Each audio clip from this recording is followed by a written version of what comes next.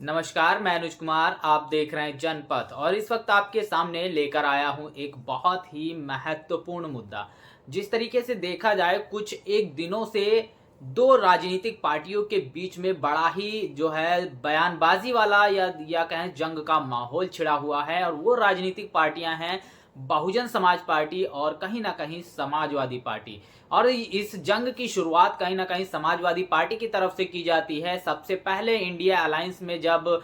तमाम लोग जब जुड़ रहे थे, तमाम राजनीतिक पार्टियां जुड़ रही थी, तब एक बयान समाजवादी पार्टी की तरफ से आता है कि हमने बसपा सुप्रीमो को इस अलायंस में बुलाया ही नहीं। तो उसके बाद बसपा की तरफ से कोई प्रतिक्रिया नहीं दी जाती है। उसके बाद से अभी कुछ एक दिनों से अगर बात किया जाए, पहले जिस तरीके से आप देखते हैं रामगोपाल यादव की तरफ से बयानबाजी आती है बसपा सुप्रीमो पे, फिर उसकी तरफ उसके बाद जब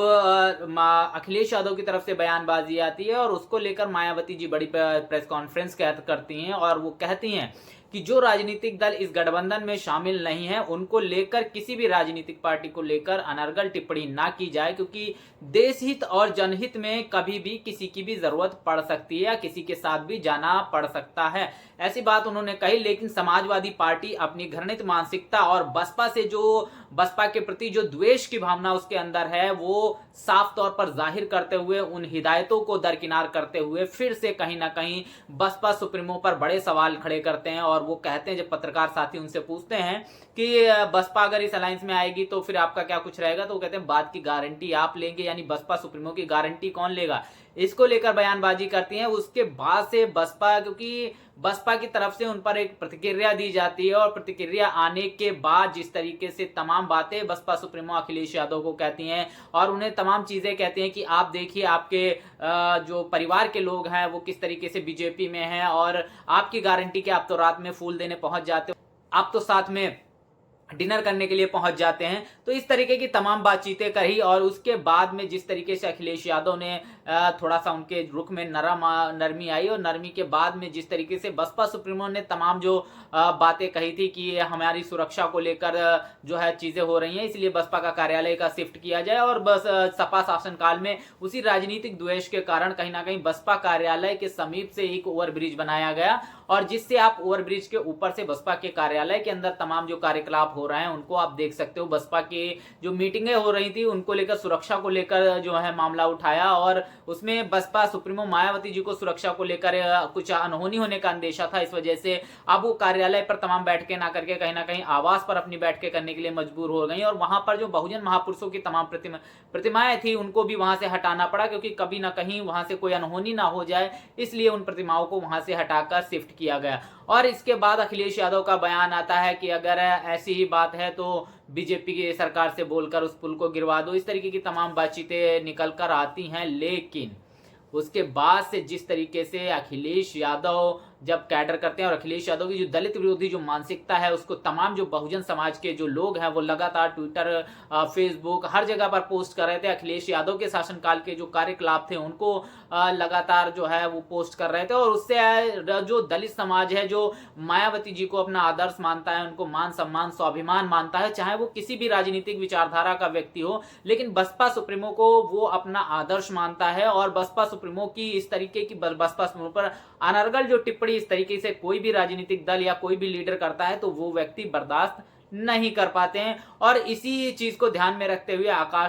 जो अखिलेश यादव हैं और आकाश आनंद भी इस लड़ाई में आ जाते हैं और अखिलेश और आकाश में इसमें भी एक बयानबाजी निकल कर जाती है और आकाश आनंद बड़ी बात बोल देते हैं, चढ़ गुंडों की छाती पर बटन दबेगा हाथी पर, इस तरीके की बात भी बोल देते हैं। यानी कि सीधे से सीधे तौर पर जो है जंग का ऐलान हो जाता है। और उसके बाद अखिलेश यादव का होश आता है और अखिलेश यादव अपनी मीटिंग करते हुए, अपने सांसदों और अपने विधायकों के साथ मीटिंग करते हुए पार्टी की मीटिंग में कहते हैं कि बसपा सुप्रीमो हमारी बड़ी हैं, हमें उन पर किसी भी तरीके की अनर्गल टिप्पणी नहीं करनी चाहिए, उनका नाम जो है मान सम्मान के साथ लेना चाहिए। यानी अखिलेश यादव बैकफुट पर आ जाते हैं और वो कांग्रेस जो अखिलेश यादव को इतना पीछे करने की कोशिश कर रही थी, अखिलेश यादव लगातार उसे घुड़की दे रहे हैं। बसपा सुप्रीमो के बिना अलायंस में आए ही इस तरीके की तमाम चीजें हो जाती हैं और साफ तौर पर आप देखते हो अखिलेश यादव इतना बैकफुट पर चले जाते हैं कि आज वो बसपा पर बात करते हुए थोड़ा सा बचते हुए नजर आते हैं। तो इससे साफ तौर पर नजर आता है कि बसपा सुप्रीमो लगातार जो तमाम चीजें हो रही थी उन पर नजर बनाए हुए थी, लेकिन अखिलेश यादव अपनी ओछी मानसिकता से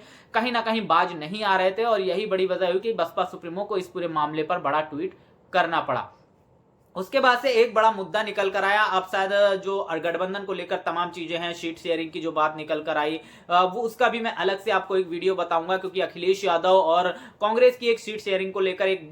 बैठक होती है और उस बैठक को मात्र 10 मिनट में वो बैठक खत्म हो जाती है। क्या कुछ कारण रहे हैं, क्या कुछ होने वाला है, उसका मैं अलग से आपको एक वीडियो बनाकर बताऊंगा। और इसके बाद में जिस तरीके से आप देखते हो, और स्वामी प्रसाद मौर्य की तरफ से लगातार जो है हिंदू धर्म को लेकर तमाम चीजों को लेकर लगातार जो है अनर्गल टिप्पणी की जा रही है, कहीं ना कहीं एक माहौल पैदा करने की कोशिश की जा रही है। और स्वामी प्रसाद मौर्य का जो हालिया बयान है वो मैं आपके साथ में साझा करना चाहूंगा।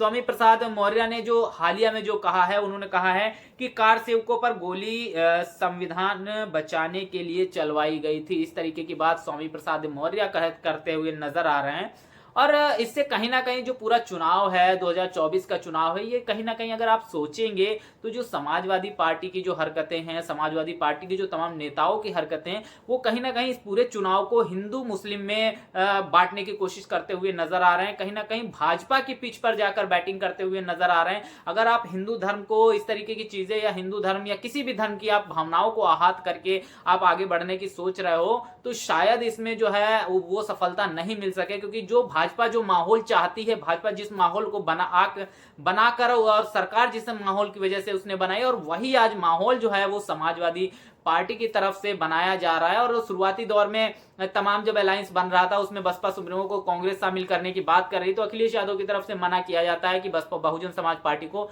इस अलायंस में नहीं शामिल करना चाहिए, अगर आप शामिल करेंगे तो हम इस अलायंस को छोड़कर चले जाएंगे। लेकिन स्वामी प्रसाद मौर्य का जो ये बयान आ रहा है, और स्वामी प्रसाद मौर्य लगातार धर्म को लेकर या उस किसी एक पर्टिकुलर संप्रदाय को लेकर जिस तरीके की टिप्पणियां कर रहे हैं, शायद अभी ये चुनाव जो है, मौजूदा चुनाव, इस चुनाव में वो पूरा जो माहौल जो भाजपा बनाना चाहती थी, भाजपा उस माहौल को पहले ही भुना चुकी है। अब वो राम मंदिर को लेकर आई है, लेकिन वो माहौल अब भाजपा नहीं बना पा रही थी, क्योंकि लोग उस चीज को सोच जान चुके हैं, समझ चुके हैं। अब ये काम जो है कहीं ना कहीं समाजवादी पार्टी की तरफ से किया जा रहा है। समाजवादी पार्टी की तरफ से इस तरीके की बातें, इस तरीके की राजनीति की जा रही है, ताकि पूरे चुनाव को पोलराइज किया जा सके, पूरे चुनाव को सांप्रदायिक बनाया जा सके। और हिंदू मुस्लिम का जब भी कोई मामला निकल कर आया, तो ऐसे मामले पर भाजपा को हरा पाना और भाजपा को रोक पाना 2024 में शायद नामुमकिन होगा। और इस तरीके की बयानबाजी जो है समाजवादी पार्टी के तमाम जो नेता हैं वो लगातार स्वामी प्रसाद मौर्य की तरफ से, तो इसलिए लोग जो है सवाल खड़ा कर रहे हैं कि समाजवादी पार्टी को स्वामी प्रसाद मौर्य जो है वो खत्म करके ही नाम लेंगे। स्वामी प्रसाद मौर्य जो है वो बीजेपी की तरफ से बैटिंग करते हुए नजर आ रहे हैं। इस तरीके की तमाम बातें जो है लगातार हो रही हैं। बहरहाल इसमें क्या कुछ सच्चाई है वो आप लोग बेहतर बता सकते हैं, क्योंकि आप लोगों को इन बयानों से थोड़ा सा प्रभाव पड़ता होगा, क्योंकि हम तो सिर्फ इनको एक राजनीतिक बयान समझकर दरकिनार कर देते हैं, लेकिन आप लोग, क्योंकि आप लोग इन सारे बयानों पर और इनकी प्रतिक्रिया जो है आपके आस पड़ोस से समझने को मिलती होगी। और ये स्वामी प्रसाद के मौर्य के जो बयान आ रहे हैं, इनसे क्या सच में भाजपा को फायदा होने वाला है, या इंडिया अलायंस को इससे कोई फायदा होगा? क्या समाजवादी पार्टी को इन बयानबाजियों की वजह से एक बड़ा नुकसान होने वाला है? क्या कुछ होने वाला है? पूरी जो प्रतिक्रिया है, आप कुछ क्या सोचते हो इस मुद्दे को लेकर, कमेंट में जरूर बताइएगा। बने रहिएगा जनपद के साथ, तब तक के लिए जय भीम, जय भारत।